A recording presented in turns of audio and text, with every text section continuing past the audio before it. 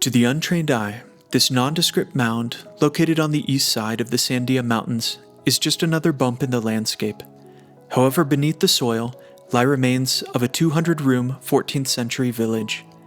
While the adobe walls have long since melted away, evidence of past inhabitants remain to tell the story of Tijeras Pueblo.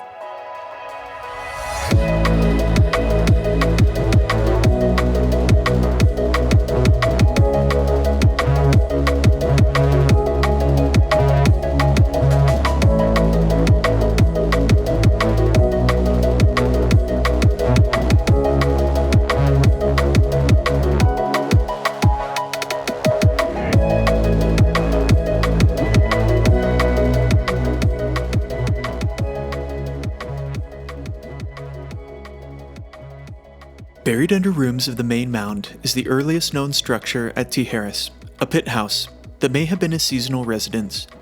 This type of shelter was built in Tijeras Canyon as early as 700 AD. Only after 1200 did farmers settle the canyon year-round.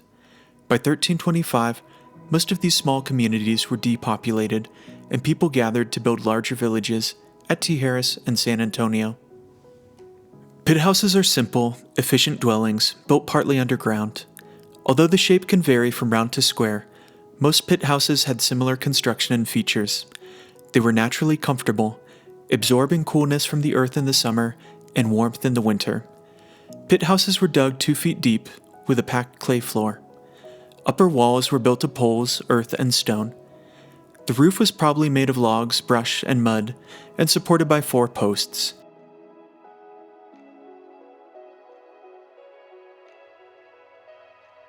Many of the residents of Tijeras Pueblo were descendants of hunting and gathering people who lived in this region for centuries. Others came to the area after 1250, when changing rainfall patterns made farming more reliable on the east side of the mountains. The Tijeras community was one of the larger settlements built in the area around 1300. 2 major phases of construction are seen at Tijeras Pueblo. The first period was between 1313 to 1369. The room blocks were arranged in a U shape with a large kiva in the center, occupied by approximately 250 people. A second burst of construction occurred between 1390 to 1425. The new structure, of about 100 rooms, was built on top of the rubble of the first pueblo. This second building was occupied until about 1425, when most of the pueblo people left the site. The reason for abandonment is unknown, although it may have been because of drought and water shortage.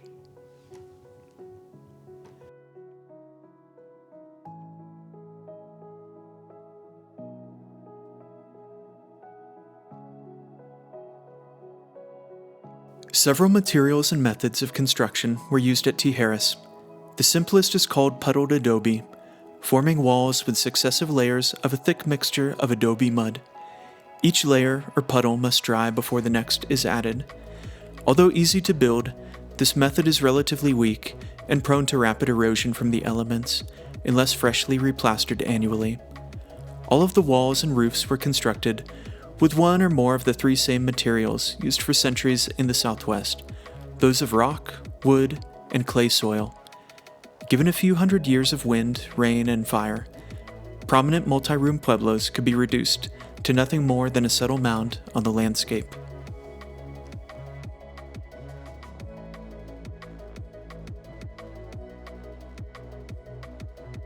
On the highest point of the mound, 3 rectangular kivas were found, one on top of the other. Some of the most intriguing artifacts were found in these rooms. In room 64, archaeologists found a broken rectangular slab of painted stone, which may have been an altar piece. It was made out of mica schist, a type of layered rock that splits easy. Both the front and back displayed designs painted with yellow ochre. A terrace cloud design is on the front of the piece. Inlaid in the floor was a rectangular mosaic design made of turquoise, shell, mudstone, and hematite. In the process of removing earth from room 108, an older kiva, the archaeologists found a piece of wall plaster which had red and black painted layers. This led to the discovery of murals on the east wall, which had been plastered as many as 14 times. 3 of these layers showed evidence of paintings. The fragmentary images included a ground line, black and white geometric designs, and stick figures.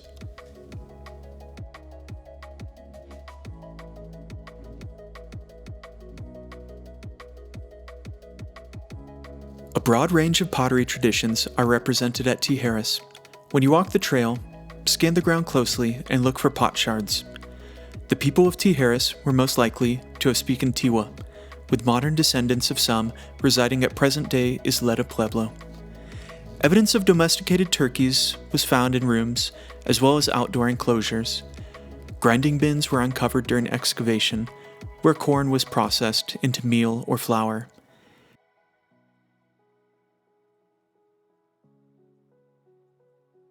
During the last week of the 1975 excavation at Tijeras, archaeologists had noticed a line of rocks on the surface.